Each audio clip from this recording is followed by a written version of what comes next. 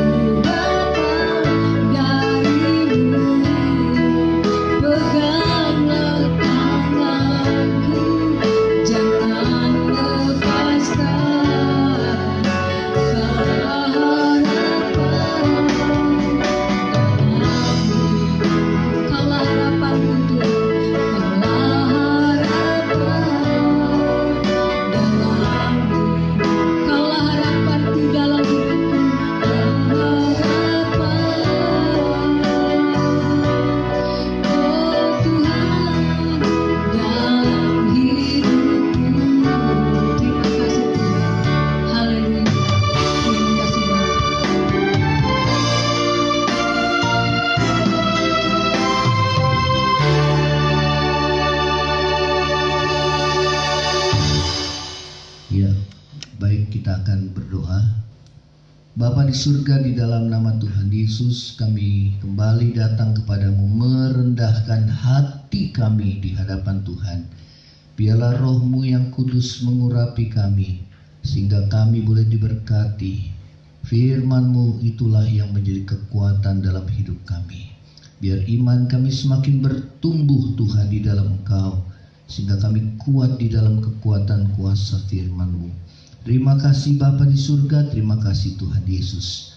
Segala kuasa kegelapan coba mengganggu hati dan pikiran kami, patahkan di dalam nama Tuhan Yesus. Terpujilah nama-Mu dalam nama Yesus. Haleluya. Amin.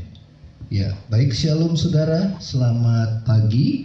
Selamat kita boleh mendengarkan firman Tuhan di dalam mesbah doa pagi kita. Saudara, di dalam firman Tuhan kali ini kita akan mendengarkan firman Tuhan dengan satu tema, hidup yang dipulihkan. Kita membuka di dalam Markus pasal yang ke-10. Markus pasal yang ke-10 ayat yang ke-46. Kita akan membaca di sini tentang Yesus menyembuhkan Bartimius. Ya, saya akan bacakan. Saudara, lalu tibalah Yesus dan murid-muridnya di Yeriko. Dan ketika Yesus keluar dari Yeriko bersama-sama dengan murid-muridnya dan orang banyak yang berbondong-bondong, ada seorang pengemis yang buta bernama Bartimius, anak Timius, duduk di pinggir jalan.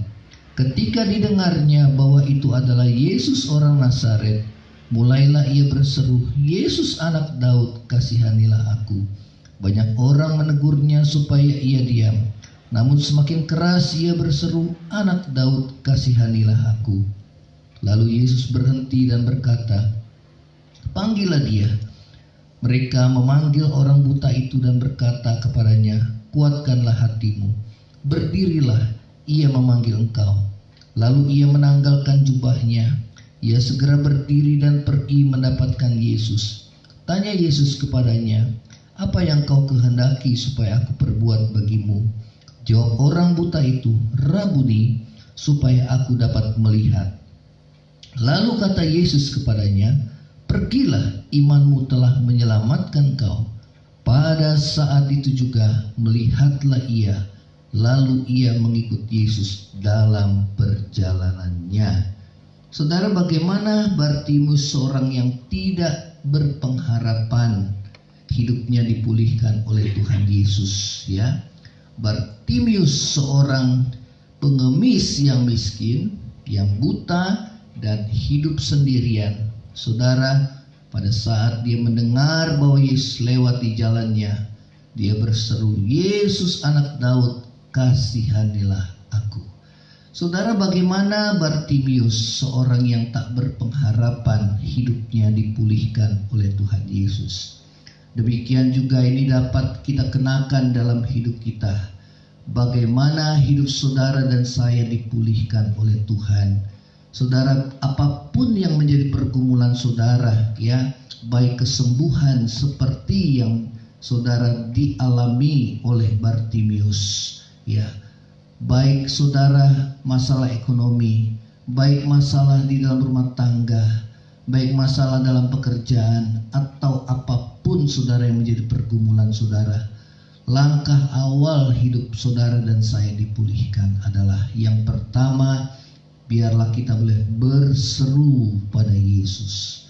Saudara, Bartimius dia berseru kepada Yesus, dikatakan, "Yesus anak Daud, kasihanilah aku." Saudara, awal dari hidup kita dipulihkan oleh Tuhan adalah kita berseru kepada Tuhan di dalam kesesakan kita. Saudara, kita tidak perlu mencari orang lain, saudara, tetapi kita boleh merendahkan hati kita di hadapan Tuhan, untuk kita boleh berseru kepada Tuhan di dalam doa-doa kita yang kita naikkan di hadapan Tuhan saat engkau berada di dalam kesesakan kehidupan. Di dalam Mazmur 107 ayat yang ke-10 dimulai, saudara, dikatakan firman Tuhan, Tuhan menundukkan hati manusia yang sombong dengan kesusahan, agar kita dapat merendahkan diri di hadapan Tuhan dan bertobat, serta berseru kepadanya di dalam kesesakan. Saya akan membacakan di sini di dalam Mazmur 107 ayat yang ke-10. Ada orang yang duduk di dalam gelap dan kelam, ya, seperti Bartimius ini, saudara. Terkurung dalam sengsara dan besi, karena mereka memberontak terhadap perintah Allah dan menista nasihat yang maha tinggi, maka ditundukkannya hati mereka ke dalam kesusahan. Mereka tergelincir dan tidak ada yang menolong. Maka berseru-serulah mereka kepada Tuhan dalam kesesakan mereka, dan diselamatkannya mereka dari kecemasan mereka. Dibawanya mereka keluar dari gelap kelam, dan diputuskannya belenggu-belenggu mereka. Saudara, ada maksud Tuhan di balik setiap penderitaan yang saudara dan saya alami. Ya, saudara, Tuhan mau saudara dan saya merendahkan diri, menundukkan diri di bawah tangan Tuhan yang kuat, agar hidup saudara dan saya dipulihkan oleh Tuhan. Ya, saudara, ada maksud Tuhan supaya saudara dan saya bertobat, yang merendahkan diri, mengakui segala dosa dan pelanggaran-pelanggaran kita. Saudara, dalam suratan Yakobus dikatakan, kalau ada seorang di antara kamu yang menderita, baiklah dia berdoa. Saudara, inilah yang hanya dapat kita lakukan khususnya di masa pandemi ini, saudara. Ya, kita boleh merendahkan diri kita, berseru kepada Tuhan di dalam doa.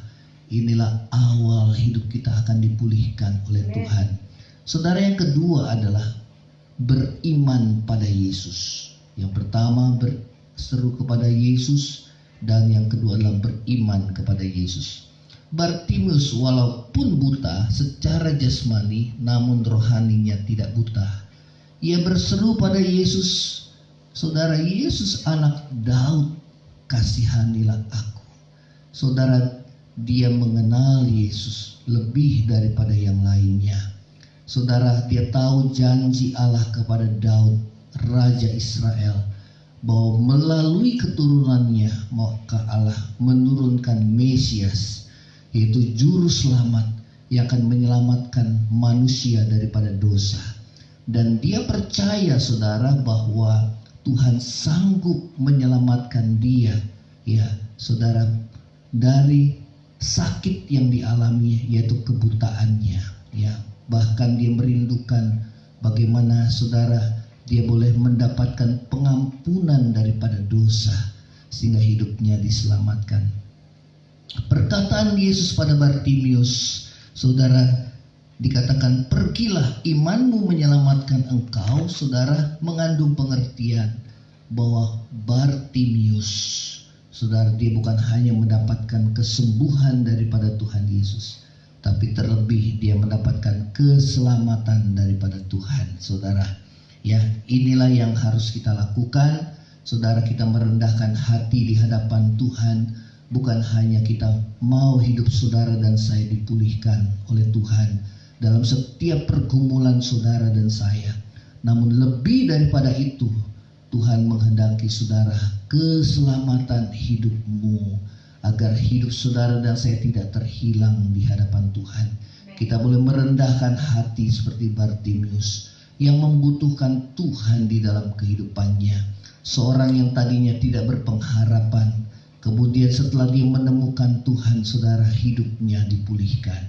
Saudara, ada tujuan hidup di dalam kehidupannya, ada pengharapan, ada sukacita, saudara, yang tidak terkatakan pada saat dia bertemu dengan Tuhan. Saudara, dia disembuhkan dan dia diselamatkan, sehingga dia menjadi pengikut Yesus. Saudara, dia mengikuti kemanapun Tuhan pergi, dia mengikuti Yesus. Saudara, inilah yang harus kita miliki. Tetaplah beriman kepada Tuhan apapun yang terjadi. Tetap percaya pada perkataannya, kepada firman-Nya. Dan kita percaya bahwa tanda ini menyertai orang percaya. Dia akan melihat mukjizat kuasa Tuhan yang boleh menyertai kehidupan saudara dan saya. Saudara, hal yang ketiga Yang tadi pertama adalah saudara, kita boleh berseru kepada Tuhan di dalam doa. Saudara, itu awal hidup kita dipulihkan. Yang kedua adalah kita beriman kepada Tuhan.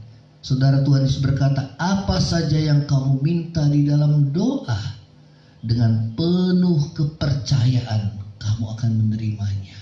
Jadi bukan hanya sekedar kita berdoa, tetapi kita boleh beriman kepada Tuhan. Saudara, kapanpun saudara waktunya Tuhan, ya saudara, kita boleh percaya kepada Tuhan. Biarlah semuanya menurut kehendak dan waktunya. Ya, bagian kita adalah percaya kepadanya. Hal yang ketiga adalah bertekun dalam iman pada Yesus, saudara. Walaupun banyak orang yang menegur Bartimius untuk diam karena dianggap mengganggu, namun ia justru berteriak lebih keras lagi, Yesus anak Daud, kasihanilah aku. Saudara, keinginan yang kuat untuk bertemu Yesus dan untuk disembuhkan, untuk diselamatkan, membuat dia pantang menyerah walau banyak orang yang tidak mendukungnya dan yang mematahkan semangatnya. Dia tidak mundur, saudara. Ya, di tengah pandemi ini, saudara, jangan kita mundur. Semua itu adalah ujian iman, supaya saudara terus bertekun di dalam Tuhan. Dan pada akhirnya ketekunan kita akan membuahkan hasilnya, saudara. Ya, hal tersebut dapat membuat Yesus tertarik, ya, dan berhenti dan menyuruh seorang untuk memanggil dia, saudara. Ya, oleh karena dia terus berseru, saudara, dia tidak peduli, dia tidak malu, saudara, dia terus berseru kepada Tuhan agar Tuhan mengasihani dirinya. Demikian itu yang harus kita lakukan. Kalau hidup kita mau dipulihkan, biarlah kita terus berseru, bertekun di dalam iman, miliki satu keinginan yang besar agar hidup saudara dipulihkan. Apapun yang menjadi pergumulan saudara dan saya. Dikatakan, saudara, lalu Bartimius menanggalkan jubahnya lalu pergi mendapatkan Yesus. Hal ini menggambarkan penanggalan akan kehidupannya yang lama setelah ia menerima panggilan daripada Tuhan Yesus. Ya, saudara, ini yang harus kita lakukan. Kita mau menanggalkan hidup kita yang lama setelah kita boleh menerima panggilan Tuhan, saudara, untuk bertobat. Ya, saat Yesus bertanya kepadanya apa yang ia kehendaki, ia perbuat kepadanya. Maka Bartimius meminta apa yang dibutuhkan. Dikatakan, Rabi, supaya aku dapat melihat.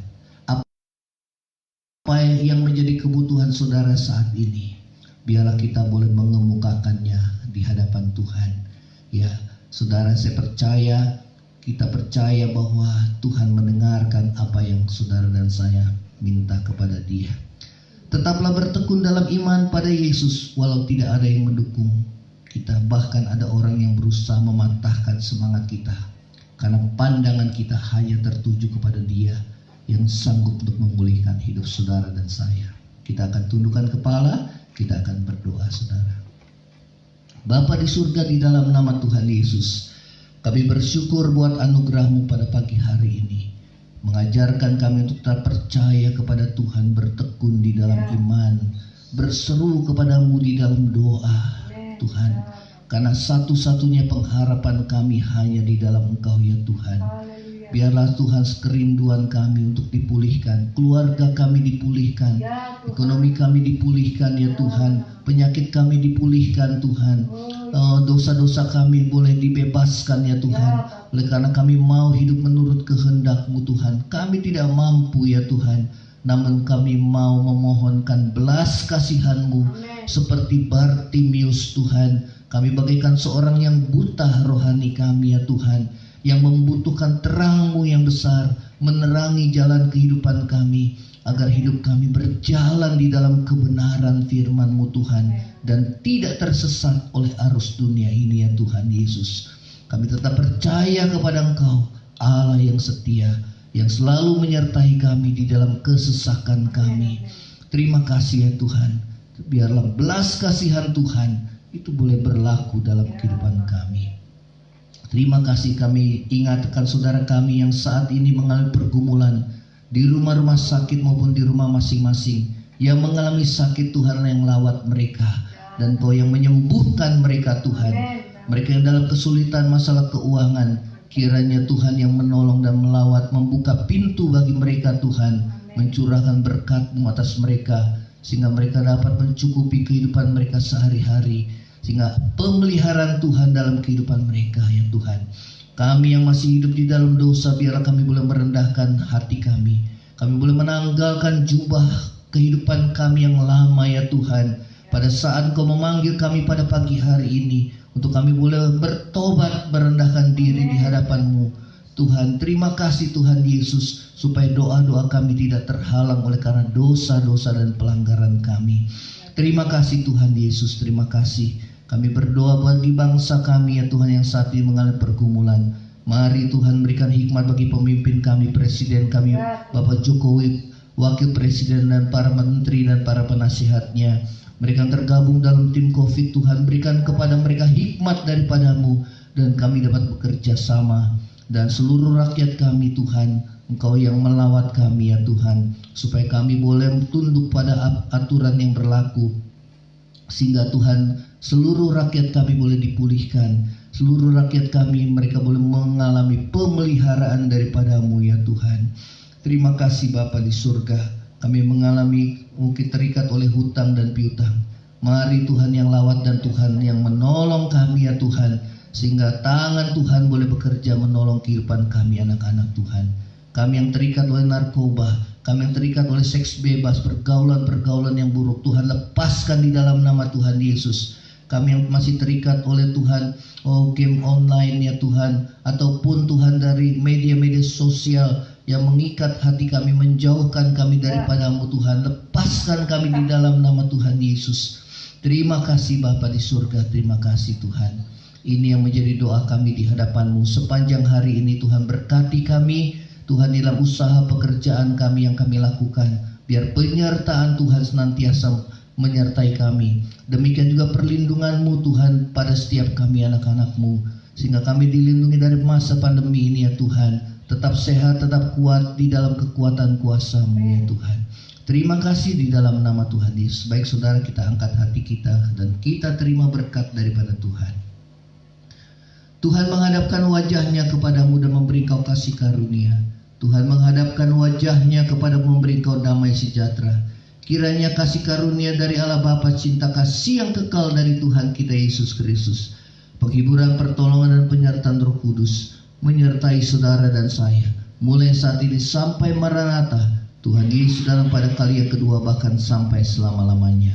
Yang percaya sama-sama katakan amin. Tuhan Yesus